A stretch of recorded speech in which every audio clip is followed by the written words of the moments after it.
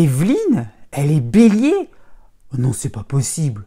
Oh non, non, c'est pas possible, ça va pas du tout. Bah non, c'est pas possible autrement. Non, non, non. Vous alors, vous êtes un vrai scorpion. Alors j'en suis sûr et certain, mais il n'y a vraiment pas de doute. Hein. Votre caractère, c'est sûr et certain. Les cancers, ils sont bien comme ça. Donc je comprends pas, ça colle pas avec lui. C'est bizarre, quoi. Il y a un problème quelque part. Je comprends pas. Là, faut qu'on m'explique. Bah oui. Et oui, effectivement, ces propos sont le reflet de ce que l'on dit un petit peu partout, hein, surtout pour des personnes qui cherchent un petit peu à comprendre les signes astrologiques. Donc il y aurait donc des vrais béliers, des vrais taureaux, des vrais gémeaux, et ainsi de suite, et des faux béliers, des faux taureaux, et des faux gémeaux, et ainsi de suite. Donc il y a une part de vérité, et aussi on est vraiment dans la grosse caricature. Bon, on va faire le point après le jingle.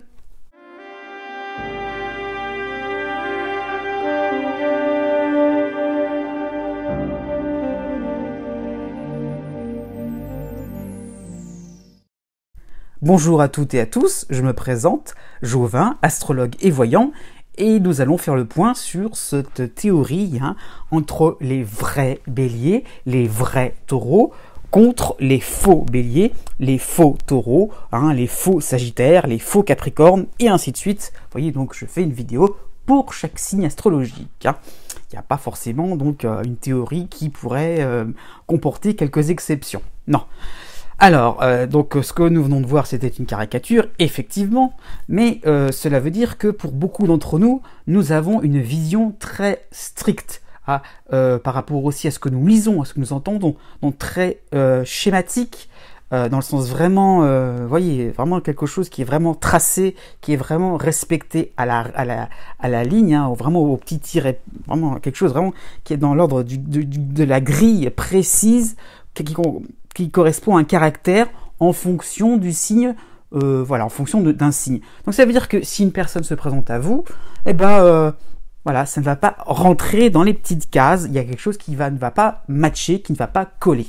Donc c'est quelque chose, je dirais, qui est un petit peu naturel, c'est sûr, parce qu'en fait on ne connaît pas le thème de naissance de tout le monde. Moi-même, je ne peux pas, moi-même parfois j'ai cette réflexion, je ne connais pas le thème de naissance de toutes les personnes que je fréquente, de toutes personnes que je peux voir à la télévision, et forcément, bah oui, alors comment je fais? Il y a quelque chose parfois, quand je connais le signe astrologique d'une personne, pourquoi ça ne va pas avec exactement ce qui est de l'ordre de la symbolique pour le signe astrologique de la personne.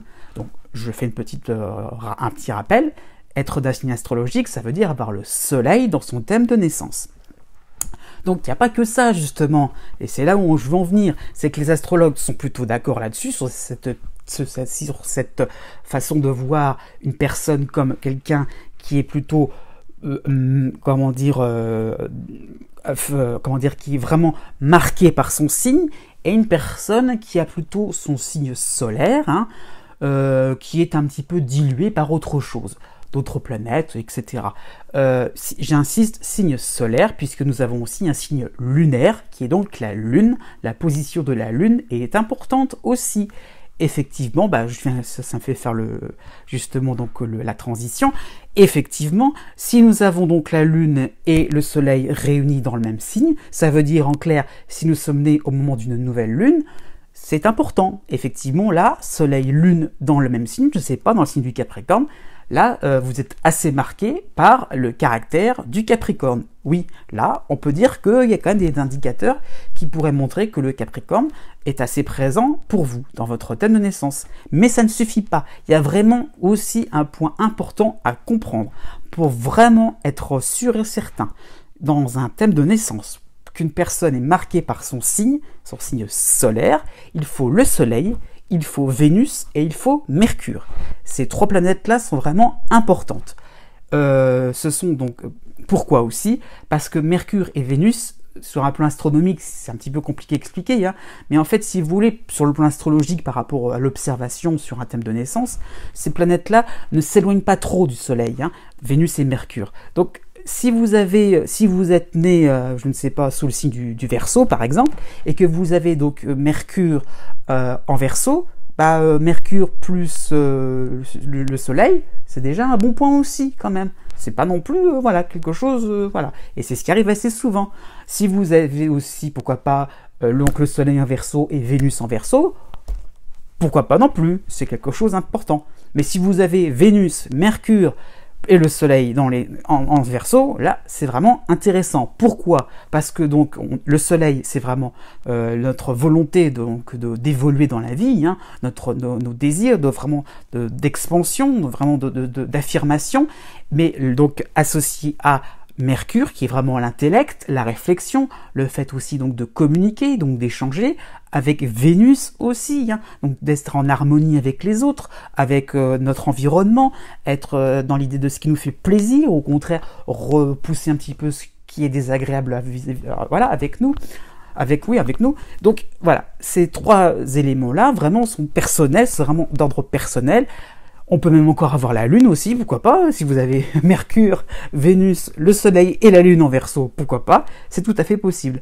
À l'inverse, donc là je dirais donc vous êtes classé comme un vrai Verseau. Autre point à ne pas écarter, l'ascendant, effectivement c'est important, hein, donc l'ascendant représente le visage que vous montrez aux autres, hein, ce que aussi vous voulez aussi mettre en avant, devant votre environnement, devant vos proches aussi, hein. Donc c'est important. Et effectivement, si vous êtes du signe du Verseau, votre Soleil est en Verseau avec l'ascendant Verseau, vous êtes ce que l'on appelle dans le jargon astrologique un double Verseau. Ça aussi, c'est un élément aussi important.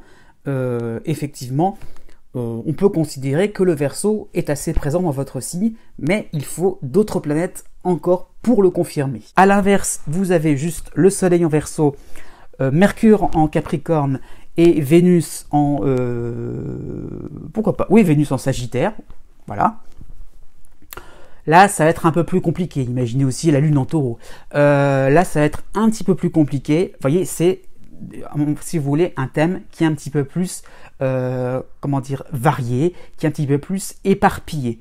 Oui, mais en astrologie, on part du principe que l'on est un petit peu de chaque signe. Si vous voulez, c'est là où je voulais faire cette vidéo, c'était pour vous faire passer l'idée que nous avons donc un petit peu en nous chaque signe à de degrés différents, mais l'idée c'est que nous devons exploiter, si vous voulez, tout ce qui nous est offert par le caractère, soi-disant, de chaque signe astrologique. Donc ce n'est pas parce que vous avez juste votre Soleil en Lion ou votre Soleil en Vierge qu'il faut se limiter à cette planète-là. Elle est très importante, ok, c'est vrai, et il ne faut pas non plus l'oublier. Alors le Soleil, c'est vraiment le point important, mais il faut aussi, chercher un petit peu en vous plutôt pour des planètes dites rapides, hein. C'est un petit peu compliqué. Bon, donc j'ai cité, ça fait partie de ça, la Lune, Vénus, Mercure, Mars, hein, voilà, ça peut être ça. Donc dans votre thème de naissance, regardez un petit peu ce qui pourrait être d'un signe différent de votre signe solaire, et ça vous montrerait peut-être que vous avez une vision de voir les choses avec, d'une manière un peu plus différente, un peu plus souple. Pareil, donc des moyens d'expression très différents. Alors les avantages, vous voyez, la souplesse, le fait d'être adaptable. L'inconvénient, je dirais tout simplement, c'est que vous avez peut-être parfois des moments de cacophonie qui peut arriver, hein. Ça peut donner un ensemble qui n'est pas forcément harmonieux. À l'inverse, quand même, si vous avez tout dans le même signe, si tout est concentré dans le même signe, vous êtes quelqu'un de carré plutôt, vous êtes quelqu'un de direct qui va droit au but, parce que vous n'avez qu'une seule façon d'exprimer les choses. Vous êtes plutôt quelqu'un assez franc, hein, voilà, vous avez une façon de vous exprimer, une façon de voir le monde, votre environnement d'une certaine manière, et pourquoi pas, quoi, vous êtes vraiment quelqu'un, un pur et dur, un lion pur et dur, et pourquoi pas qui vous affirmez vraiment, avec beaucoup de personnalité, beaucoup de caractère, hein, dans le sens beaucoup de volonté, un esprit peut-être un peu guerrier, et aussi peut-être une envie d'être admiré, mais pourquoi pas, voilà, ça ce que je veux dire, c'est que vous avez vraiment quelque chose qui est vraiment marquant, qui se fait remarquer aux autres. Et c'est peut-être que pour ça que forcément les autres aussi autour de vous, hein, vos proches, vont avoir quelque chose qui saute aux yeux, vous représentez exactement le signe. Et oui, pourquoi pas, mais je dirais ce n'est pas valable pour tout le monde. La règle générale, c'est plutôt, et là, et c'est justement ça, par rapport à cet exemple-là que je donne, hein, sur le signe du lion, qui aurait donc la lune, imaginez, en lion, Mercure en lion, Vénus en lion, hein, pourquoi pas Mars en lion, donc vraiment tout concentré dans le même signe du lion.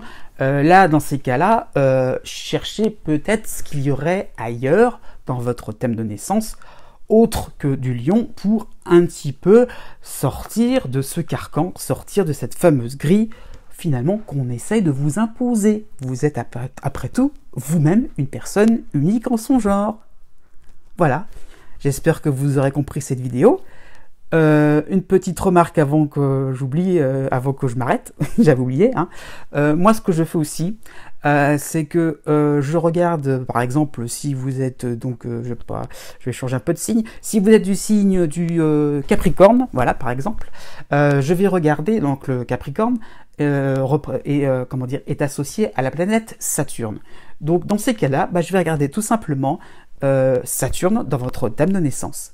Ça veut dire aussi que si Saturne est malmené ou au contraire stimulé par une planète différente, Vénus par exemple, le côté saturnien, le côté un petit peu renfermé, s'il y a Vénus derrière qui va faire que elle va plutôt être en harmonie avec Saturne, votre Saturne de naissance, ça peut vouloir dire que vous n'êtes pas forcément le Capricorne un peu renfrogné, un petit peu dans son coin réservé et puis un petit peu trop timide, un petit peu qui est un petit peu trop avare en parole.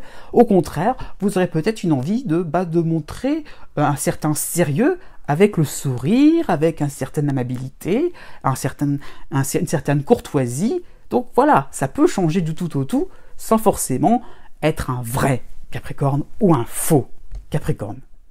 J'espère que mes explications vous auront apporté un peu plus d'éclaircissement et que vous pourriez un petit peu moins voir les personnes suivant leur signe astrologie, point barre. Non, c'est bien pour ça que l'on étudie un thème de naissance, un thème natal, oui, de naissance en astrologie. Voilà. Eh bien, n'oubliez pas donc de vous abonner à ma chaîne et je vous dis à bientôt.